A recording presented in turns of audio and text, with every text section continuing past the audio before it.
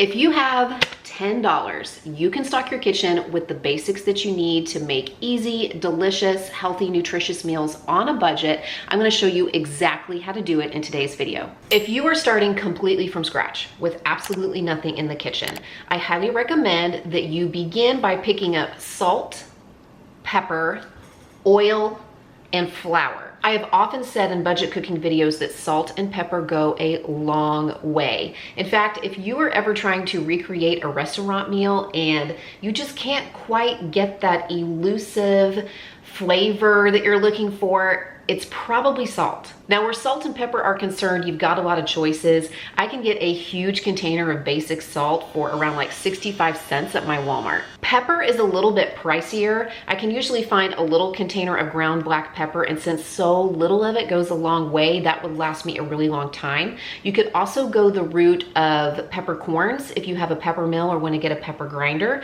You can also find salt and pepper together in a little shaker set, I think for under $2 at my Walmart. Some kind of cooking oil is really helpful as well. I usually recommend for beginners just a basic vegetable oil because it's very versatile and it's usually the cheapest. But if you are particular and you want to use a different kind of oil, just understand what it's best for, because some oils aren't great in baking. Other oils aren't great for sauteing. I find that vegetable oil tends to be pretty good for a lot of uses, which is why I think it's a really good basic. And I included flour in this basics because flour is great for thickening recipes, and obviously it's used in baking, including really simple breads. And speaking of bread, I would round out this initial group by picking up a 3-pack of yeast. These are still around $1 at my Walmart or my Aldi. If you have the ingredients in this particular capsule and water and thyme and an oven, you can make a very basic 4-ingredient bread. I will leave a link in the description box to my friend Christine, Frugal Fit Mom. She has a really great tutorial on this basic 4-ingredient bread recipe, and it only calls for a half a teaspoon of yeast. And each one of these little packets has 2 1/4 teaspoons. So really you're looking at the possibility of making over a dozen loaves of bread with this one 3-pack of yeast. Now it's February of 2024 when I'm filming this, and if I were to pick up all 5 items in this first capsule of kitchen basics, it would come out to right around $10. And that is the concept that I am utilizing in this video.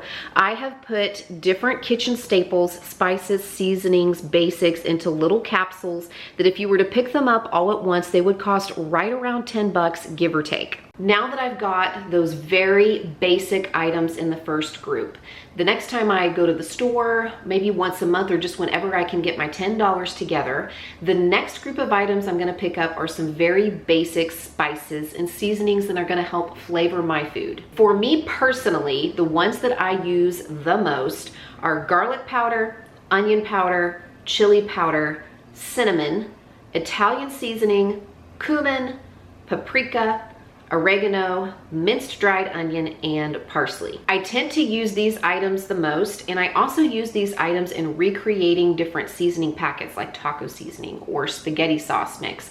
I have mentioned that in several videos before, and I'll pop my recipes for those things over here on the screen for you. But these are my go-tos. Maybe you have a slightly different list, but this is what I would start with if I could only buy 10. I used to see most or all of the spices that I just named at my Walmart for under $1 a bottle, and I noticed a few months back that they raised the price to a little over $1, I think $1.12. But the last time I was in Aldi, I noticed that most of these spices that I just named are still 99 cents, around $1 a bottle. So definitely feasible to pick up about 10 of my favorite, most frequently used spices for around $10. Now, of course, when it comes to price, so much depends on brand. It depends on the store that you're shopping at. It depends on the size and the quality of the items that you're purchasing. I am putting these capsules together based on the prices that I see, mainly on store brand generic items at my local Walmart and Aldi. But if you have a different preference for an item, if you have a brand that you like, or you have just a specific kind or size of item that you want, you might need to budget more, or perhaps you can find some of these items on sale and actually spend a little less. My next capsule is the only one that includes a few perishable items: onions, garlic, eggs, and then a broth base. A lot of recipes, skillet recipes, soups, stews, casseroles, sauces, start with sauteing onions and garlic. It adds a lot of flavor in a very inexpensive and fresh way. And even though they are perishable, they will last quite a while in the refrigerator, in my opinion. Eggs are not just a food in and of themselves. I mean, they're a great inexpensive protein. You can boil them, you can scramble them, you can turn them into omelets, but eggs are often called for in cooking because they serve as a binder. They hold ingredients together, and they also serve as an acid, which can be an important thing to add to baked goods for a certain chemical reaction that's required. The other thing I'm including in this capsule that is commonly called for in recipes is some kind of broth or broth base. And you can get to the point where you can learn how to make this from scratch using scraps, veggie scraps, and bones from, you know, a whole fryer chicken or something, but it takes a while to accrue those things. And in the meantime, it can be really expensive to buy cartons of broth. So I find that bouillon or some kind of granular broth base, you mix it with water to make broth, is usually the most cost-efficient way to go here. My fourth kitchen staples capsule are the condiments. Ketchup, mustard, mayo, plus soy sauce, Worcestershire, and I'm gonna throw in some kind of vinegar, even if it's just a little bottle of plain white vinegar, into this capsule as well. These are not just items that we smother on our burgers or put on top of our sandwiches. I'm choosing these items because I find that I'm frequently reaching for them to make things like salad dressings, meat marinades. They're called for in different kinds of sauces, and to season various dishes. So it's not just that I need these to add to foods, it's actually used in the way that I cook the food or the way that I season various and sundry recipes. So I am putting these all together in their own capsule because they're gonna help me make a variety of differently flavored dishes. I've already mentioned flour and oil in the first capsule, but now in the next capsule, it's time to stock up the rest of the baking cabinet. So I would recommend picking up sugar, brown sugar, baking powder, baking soda, and cornstarch. You could probably do without the cornstarch, but I actually prefer it to flour as a thickener, and I use it all the time to make like homemade cream of chicken or cream soups for my recipes, and I use it to thicken sauces and gravies and stuff. So I recommend picking up some cornstarch if you've got it in your budget. My Walmart has been out of the Great Value brand baking powder for a while, so it's good to see it back in stock at $1.98. And once you pick up the items in that capsule, a lot of opportunities are open to you as far as baking is concerned, because those are the basics for lots of different breads, lots of different muffins, lots of different cakes, cookies, along with some of the other things that I've already mentioned, plus whatever you might be picking up fresh for the week. So there are just lots of recipes that can come together once you get that baking cabinet stocked. I want to take a minute to thank today's sponsor, Fabric by Gerber Life. I know it's not the most pleasant thought to think about what our families would do without us. If we were suddenly no longer here to care for them, how would they get by? But if you have a family like I do, then it's a question you really need to ask, and you need to make a plan to protect their future if by chance the unexpected were to happen. Fabric offers a lot of tools to help you address this question. It was created by parents for parents. You can use it to create a really simple will. You can look into different investment accounts to save for your kids' future, and most importantly, it can connect you with high quality, surprisingly affordable term life insurance so that you can secure your family's financial future. And the best part, it's all online. You could go from start to covered in less than 10 minutes with no health exam required, and you don't need appointments, you don't need to fill out big piles of paperwork, you just go online when it's convenient for you. Join the thousands of parents who trust Fabric to protect their family. You can apply in just minutes today by going online to meetfabric.com/cmindymom. Again, that's meetfabric.com, MEET fabric.com/cmindymom. Even if you're just curious and you want to find out more, there's no risk to apply. There's a 30-day money-back guarantee. You can cancel at any time.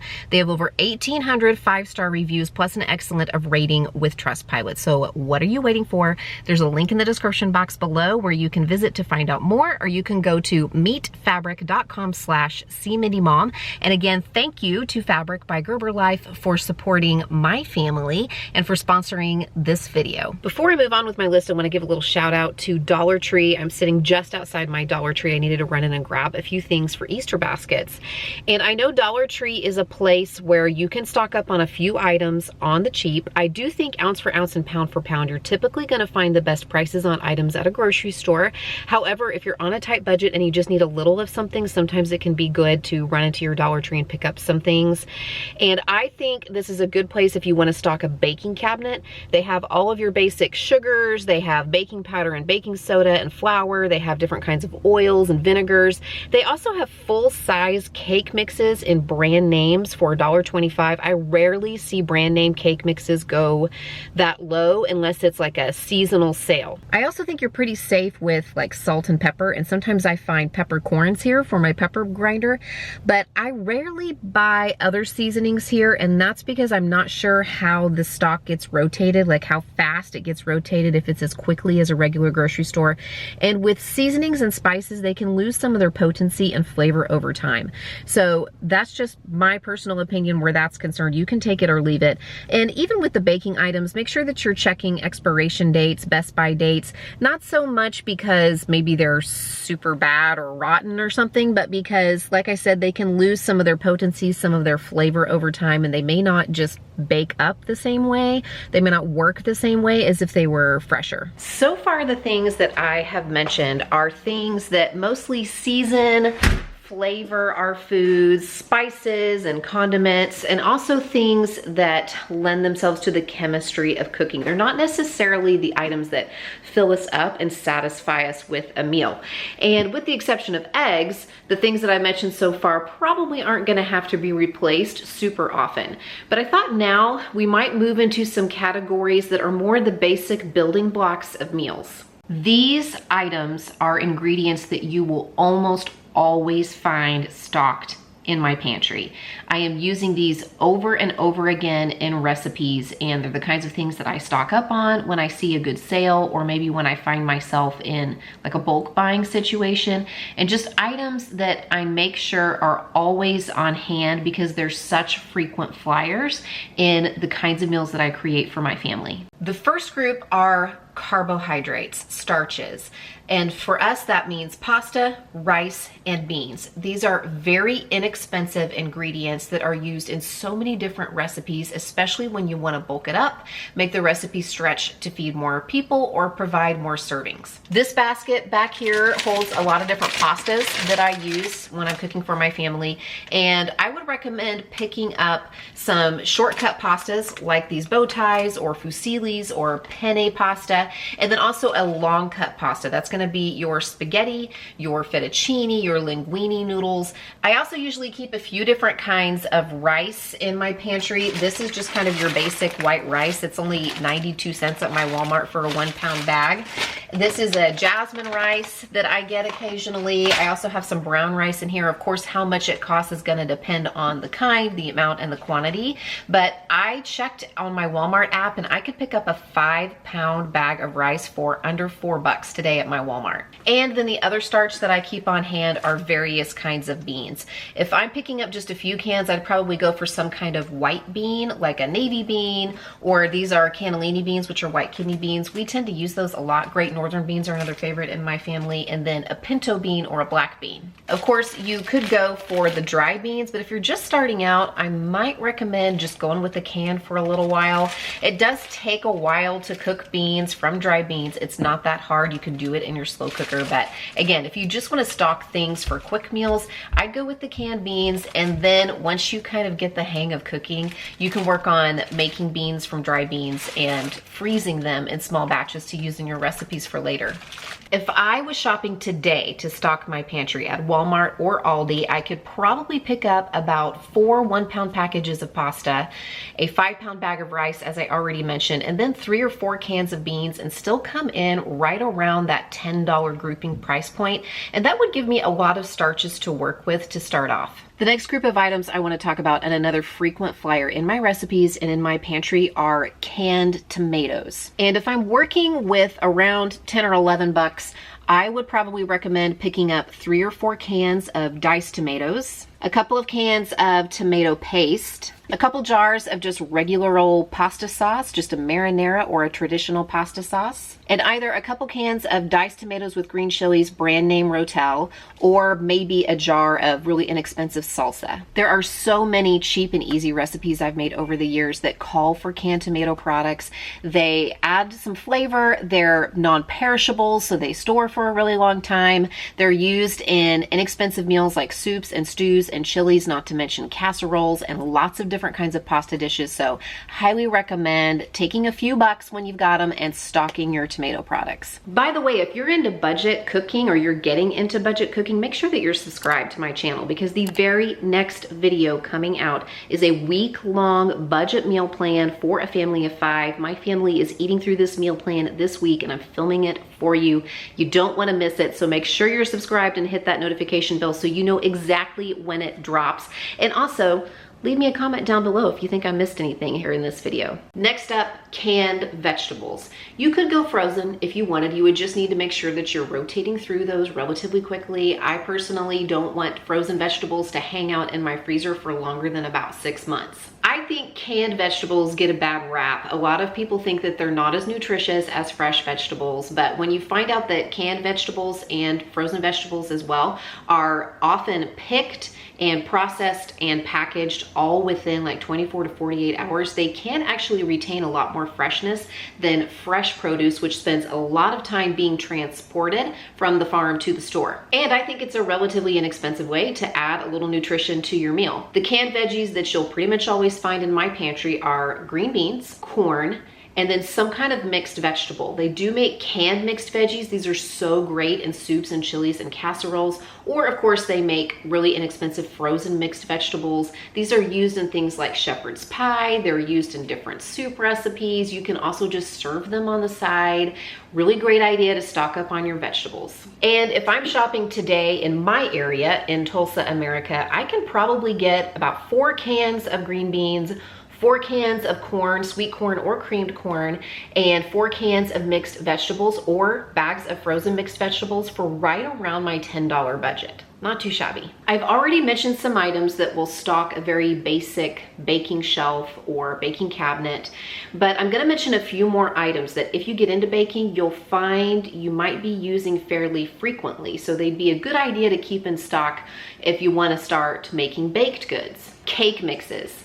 They're for more than just cake. There are so many recipes that start with a box mix, including different cookie recipes, different bar recipes. I've even made like different dessert dips where you dip like pretzels and fruit and stuff using cake mixes before.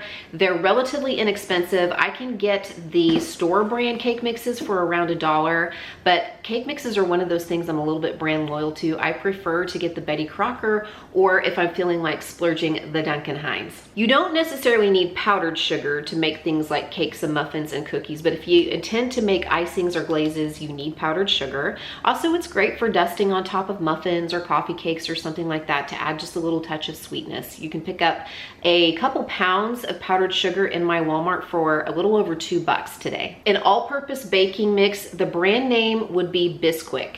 When I was price checking things, Walmart has a store brand, a great value baking mix that is comparable to Bisquick for $3.98 for a big 40-ounce box. They were out today, but I noticed that they had this brand name Pioneer on clearance for $3, which is even less than the store brand would have been. So I went ahead and picked up a box of this.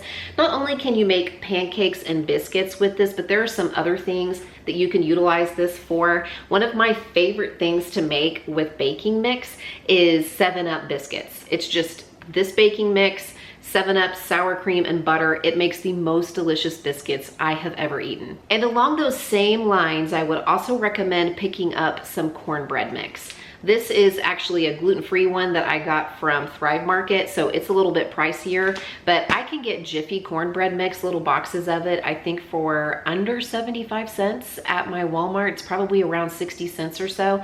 And there are so many things you can do with that besides make cornbread. Plus there's lots of upgrade options for that to make it really delicious. And that's one of those things that's kind of like pasta and rice. It's a great way to stretch a meal, to make cornbread or to make biscuits and serve those alongside your meal. If I'm shopping in my local Walmart today, I figured out that I could get 2 boxes of Betty Crocker cake mix, 1 2-pound package of powdered sugar, a box of basic baking mix, and then 2 boxes of Jiffy cornbread mix, and it would come out to around $10.92. So under 11 bucks for those things, probably less if I'm finding things on clearance or on sale. I have one more group of items because I really wanted to give you 10 groups of items. So theoretically, if you had around $100, you could buy it all at once, or like I said, you could just break it up into small groups, $10 at a time, that you could buy over time. And this last group of items are items that I think are non-negotiables for me because we use them so frequently, but the prices vary so greatly depending on the kind, the brand, the quality that you buy. Peanut butter, honey, and vanilla. And where peanut butter is concerned, I can get that for less than $2 for a little jar of it. That's usually the kind that I buy. But of course, if you wanted to get organic peanut butter or natural peanut butter or the fresh peanut butter that you get from the little machines in the store that grind it right there, it's probably gonna be a little bit more. Where honey is concerned, so much depends.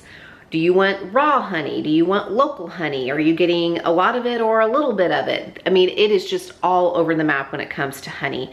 We typically are using this as a sweetener in different things. There are a few recipes that we like that call for it, dressings or marinades sometimes. So I usually just buy like the little standard thing that is a local company here in Oklahoma called Cheatwoods. That's usually the brand that I buy. And if I am purchasing vanilla from Walmart, the size and the quality that I am comfortable using at Walmart, the least expensive one would be around $6. I actually prefer to order my vanilla and get a higher quality vanilla.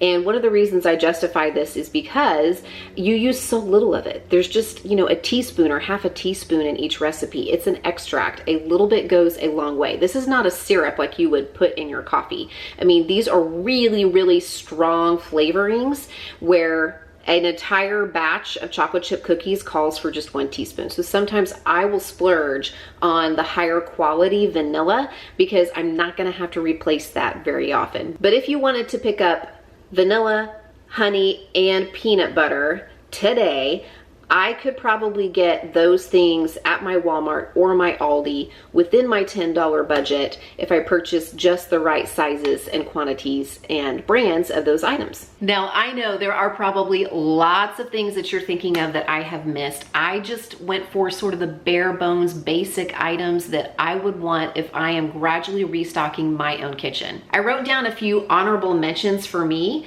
including oats, not just for making oatmeal, but for baking. Breadcrumbs, I use those in a lot of different recipes. Shortening, I know that that can be a hot topic, but again, if you're somebody who bakes a lot, shortening is often called for in various recipes. And since we're talking about baking, things like cocoa powder, baking chocolate, and baking chips are going to really round out those baking ingredients for you. Also, if you want a free printable with the information that I shared in this video, a little quick reference guide, I put one together. It is over on my website, and you'll find a link to it in the description box below.